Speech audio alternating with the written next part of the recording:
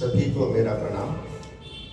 सबसे पहले मैं ईश्वर से प्रार्थना करूंगा कि माननीय कपूर साहब की शतायु हो, इसी तरह वो समाज को जोड़ें और इनके सानिध्य में हम हंसते खिलखिलाते रहें।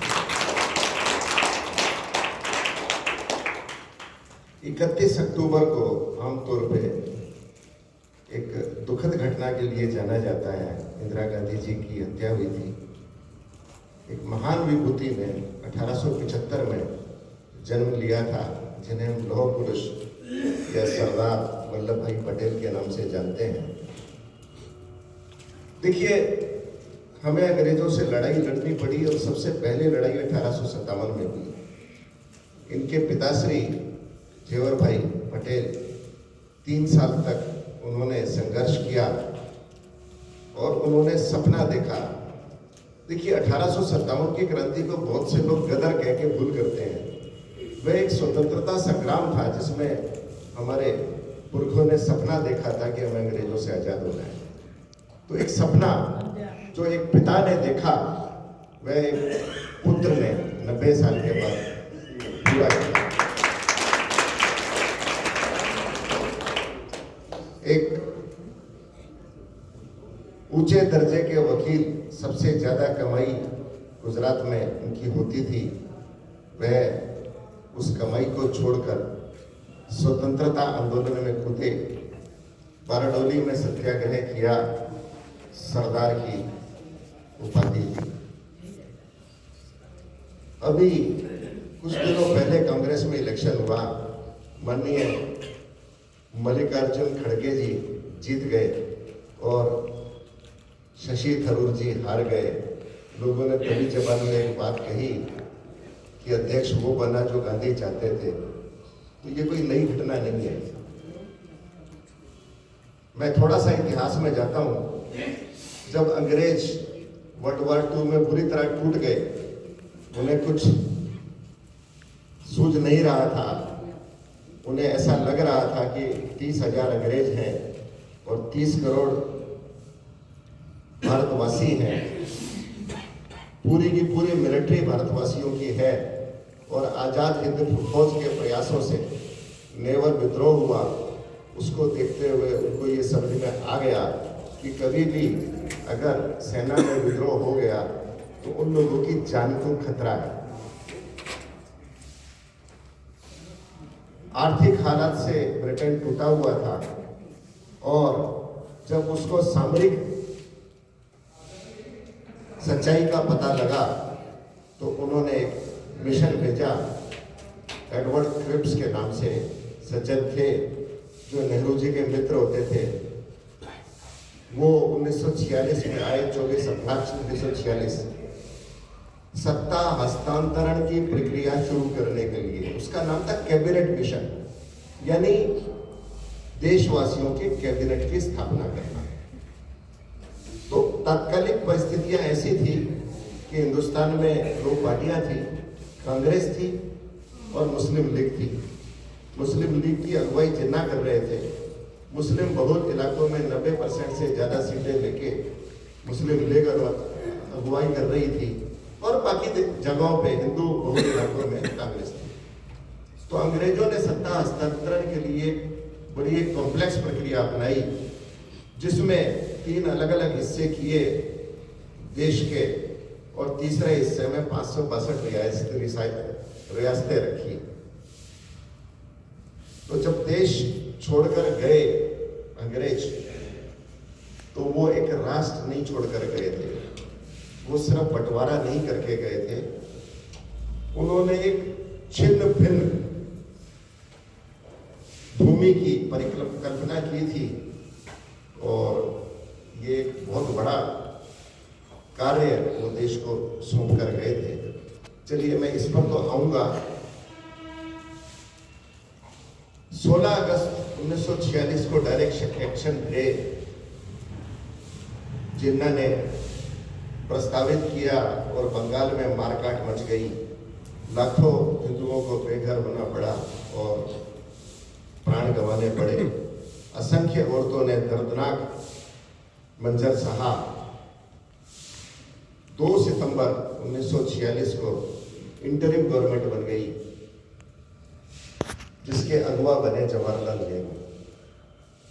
उस इंटरिम गवर्नमेंट को आज़ादी के बाद पदभार संभालना था, यानी उस इंटरिम गवर्नमेंट का जो वाइस प्रेसिडेंट है, जो जवाहरलाल नेहरू जी थे, वो नए भारत के, स्वतंत्र भारत के पहले प्रधानमंत्री होते, ऐसा तय किया गया। उस वाइस प्रेसिडेंट के चयन की जो प्रक्रिया थी, उस प्रक्रिया में कांग्रेस शामिल हुई और जो प्रदेश कांग्रेस कमेटियां हैं, उनकी तरफ से प्रस्ताव जाने थे। परंपरा यह थी कि जो अध्यक्ष चुना जाएगा वह प्रदेश कांग्रेस कमेटी प्रस्तावित करेगी, उन नामों पर विचार होगा। 2 नामों पर विचार हुआ। 12 वोट सरदार वल्लभ भाई पटेल को, 3 वोट आचार्य जेपी कृपलानी को। तो सभी को पता था कि खड़गे जी बनने हैं, थरूर जी नहीं बनने। और आचार्य जेबी कृपलानी ने जवाहरलाल नेहरू का नाम प्रस्तावित कर दिया, जो किसी कांग्रेस कमेटी ने नहीं किया था। देखिए, लोग कहते हैं कि आजादी कांग्रेस ने दिलाई, हो सकता है।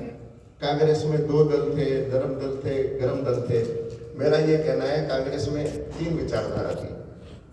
एक वो थी जो अहिंसा का व्रत लेके अंग्रेजों को मनाने में जुटी हुई थी। एक वो थे जैसे सुभाष बाबू, उन्होंने समझ लिया था कि ये लातों के भूत हैं। 1938 में सुभाष बाबू कांग्रेस के प्रेसिडेंट बने, 39 में वो दोबारा प्रेसिडेंट बने। तो गांधी जी ने कहा कि सुभाष की जीत मेरी हार है, और सुभाष बाबू को त्याग पत्र देना पड़ा।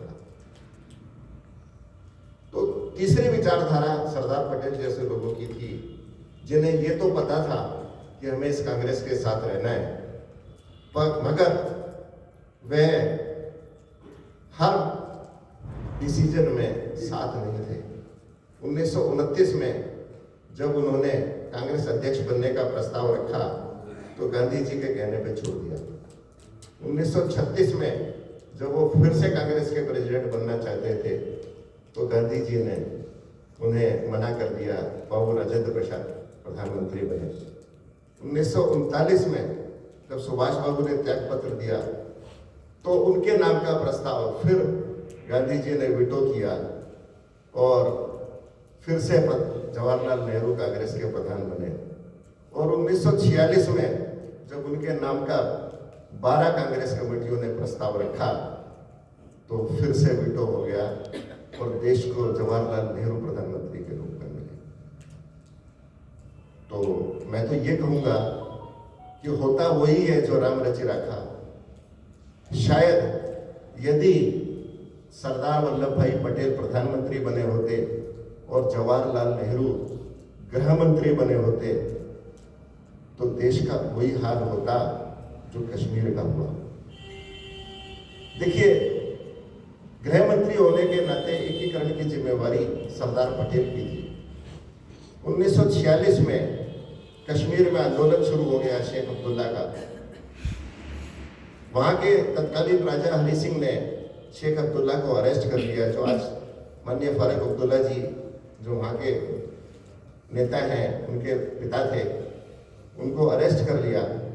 शेख अब्दुल्ला से मित्रता निभाने के लिए नेहरू जी कश्मीर पहुंच गए, जबकि वह उनका कार्य नहीं था, वह जिम्मेवारी सरदार पटेल की थी। और राजा हरि सिंह ने उनको अपमानित कर दिया। उस अपमान का बदला लेने के लिए जब 27 अक्टूबर 1947 आजादी मिलने के बाद कबालियों ने आक्रमण कर दिया, तो उन्हीं शर्तों पे, जिस शर्तों पे बाकी 561 रियासतें देश में विलय कर रही थी, उन्होंने उसी विलय पत्र पर हस्ताक्षर करने के लिए वो दिल्ली आए। 2 दिन तक वह इंतजार करते रहे मगर नेहरू जी एक शर्त पे ही वो विलय करना चाहते थे कि शेख अब्दुल्ला को प्रधानमंत्री बना दिया जाए। देखिए, राजनीति में अपने अपने कारण हो सकते हैं, मगर सिर्फ मित्रता निभाने के लिए जब निर्णय होने लगे तो ऐसे नतीजे निकलते हैं जिस तरीके से कश्मीर का निकला। एक ऐसी समस्या जो कोड की तरह आज भी भारत माता को घाव दे रही है। काफी हद तक हमारी इस आज की जो सरकार है उसने काबू कर लिया है, मगर फिर भी आप देखेंगे कि आज भी बहुत बड़ा इलाका पीओके के रूप में पाकिस्तान ने दबाया हुआ है। यदि सरदार पटेल ना होते तो जूनागढ़ भी आज शायद पाकिस्तान का हिस्सा होता। हैदराबाद ने तय कर लिया था कि हम तो इंडिपेंडेंट रहेंगे और वहाँ एक मिलिट्री एक्सरसाइज करनी पड़ी, जिसके अगुआ सरदार पटेल थे। भोपाल की रियासत उसके अपने इरादे थे। त्रिपुरा वाले नहीं चाहते थे हम विलय करें, अलवर के महाराजा नहीं चाहते थे कि हम विलय करें। किसी को लालच से, किसी को कठोर शब्दों से, किसी को दबाव देके, किसी को मिलिट्री एक्शन से सरदार पटेल ने इस देश को एकीकरण का कार्य किया। 5 फुट 7 इंच 8 इंच का व्यक्ति 597 फुट का आज केवड़िया के अंदर गुजरात में सबसे ऊंची प्रतिमा मौजूद है। वह उनके कार्यों को सच्ची श्रद्धांजलि है। मैं ऐसा मानता हूँ कि वह एक ऐसे नेता थे, ऐसे देश की माटी के बेटे थे जिन्होंने इस देश के गौरव को पुनर्स्थापित करने के लिए कार्य किया। मैं उनको उनके जन्मदिन पे कोटि कोटि नमन करता हूँ, याद करता हूँ। बहुत बहुत धन्यवाद।